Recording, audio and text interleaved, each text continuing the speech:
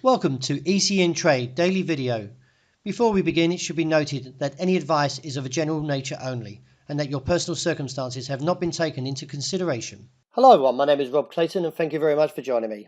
Well, yesterday, for the moment, the Australian dollar bulls had the upper hand after Westpac announced the consumer confidence sentiment rose by 4.3% in February, following January's decline of 4.7%.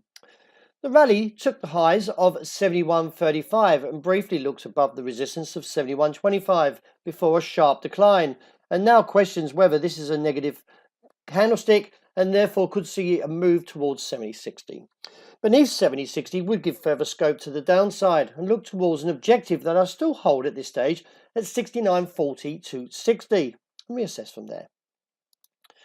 Well, the bullish outside range day for the euro was negated and failed to get any confirmation after the price action clearly rejected the region of 113.55.70 overnight.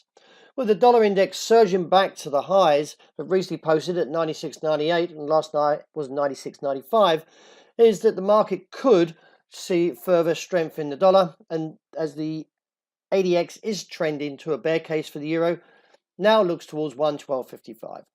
Beneath there would expose the region of 111.60.70 and reassess from there.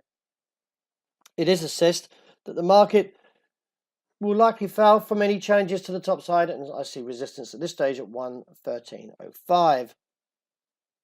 Well, the dollar yen case is actually improved further, and from the break of 110.70.75 yesterday has now exposed the region of 111.60. I am getting to the view that the market's getting a little bit tired, and therefore around the 111 should fail.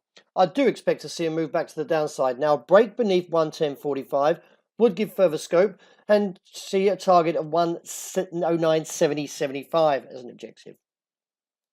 The pound has weakened, and now from the measured descending, triangle, the target was reached at 128.40.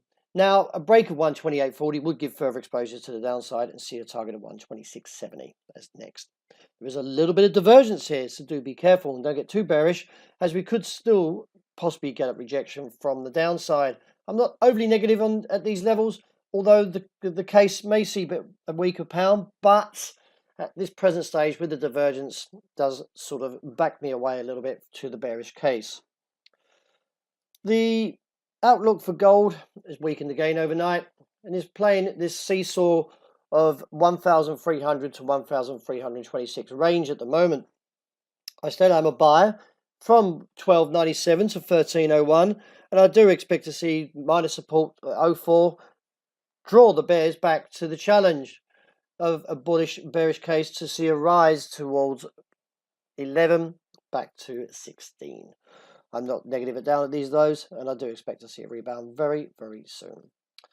Talking of rebounds, well, oils actually staged a significant move overnight, and now, as you can see, is looking towards the top side of the range of $55 a barrel. It is assessed that from the recent challenge on that neckline that hasn't broke and still remains intact, which comes in roughly now around, as you can see, at 51.20, so it's quite low, but I'm looking at 52.50 as a base now.